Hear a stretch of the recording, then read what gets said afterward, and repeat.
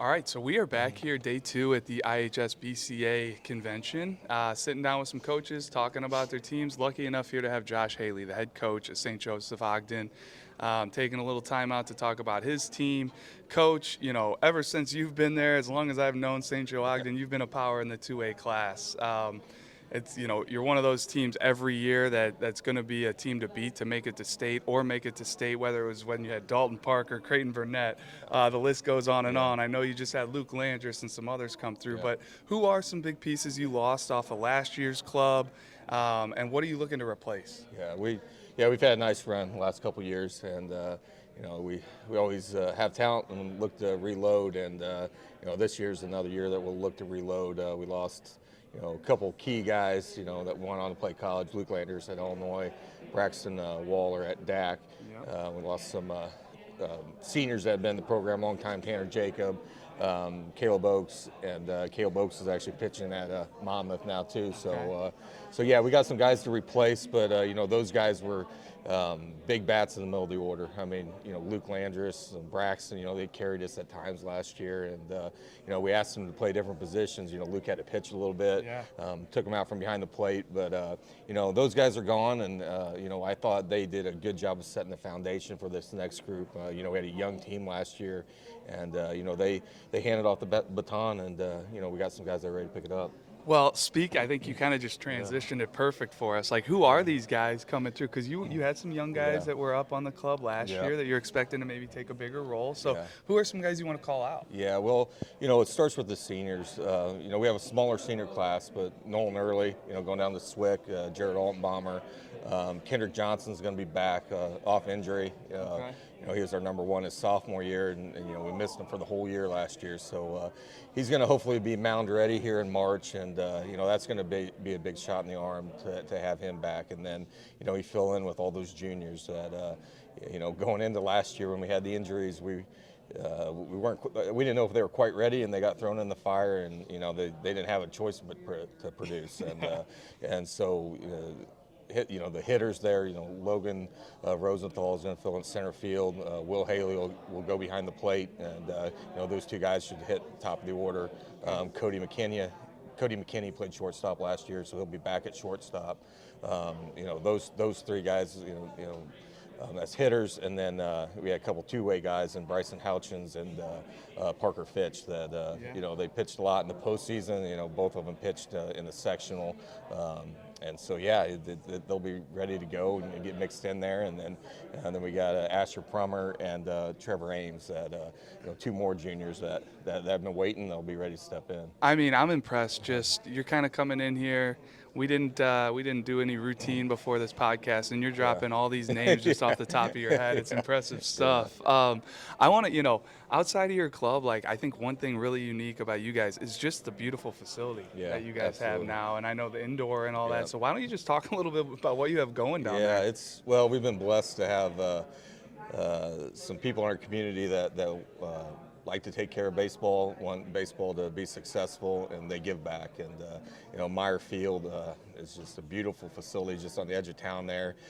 Les Meyer put that together with the help of Les Hovland. Les Hovland's a community member, a board member that kind of goes in between, makes things happen. He's an action man, and between those two guys and the school and just the support we have, we're going into the third year of that facility. We had an indoor facility put up there last year, so we got a nice little spot there. Pretty sweet setup here for a 2A club in Illinois. I'm sorry, I don't know if there's many high schools that can kind of compete with what you got going, which is awesome. And kudos and shout out to those, movers and shakers over there in St. Joe and Ogden that are making things happen. We're a long ways from the football practice field and our outfield with a temporary fence. That's what it used to be. We're a long ways from that. Yep. Well, it's got to be nice for you, and I think it just speaks to the success you've had, right? Like, they want to put money into something that's going to succeed, and they want to be proud of, and it's been really cool to watch you guys do your thing the last few years. What are you excited about in 25? You got any matchups? Are you going down to Kickoff Classic, anything like that? Yeah, we're going down to Kickoff Classic. We open up with Columbia down there again. Let's play 1 o'clock on Wednesday, and then we have the opportunity to be down there all week. So if there's weather, we have the flexibility to change things around. So Perfect. We got 3 games down there, and then we go back and. We come back and we've got St. Anthony right away Okay. when we get back from there, and then just picks off from there. Well, I was going to say, you're never afraid to play anybody. No. At least from what I've seen, you'll travel and play some Yep. teams. You'll play schools that are bigger than you, Yep. especially around that Champaign area and all that. So, I mean, do you have a philosophy with that? Is there anything you're trying to do in your regular season? Obviously, you want to get the wins, but you want to make sure your team's ready. Yeah, I think it changes. We always want to play the best competition, but it changes year to year. Last year, I thought we almost bit off a little bit too much at the beginning, but then it ended up being fine. So this year you're like what your roster is. So we want to challenge them a little bit more. So we're going to play 3A, 4A opponents.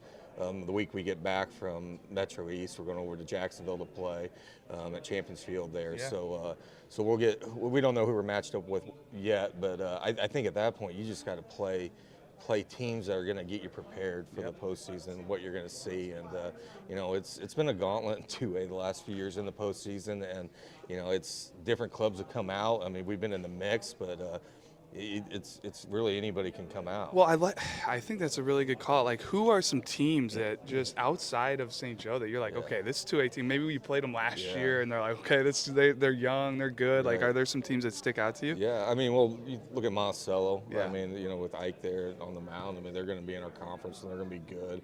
And I think Tremont's got a lot of guys. Yeah, no, they got a lot of guys that are popping up in that 26 class. Absolutely. Mix in with their seniors.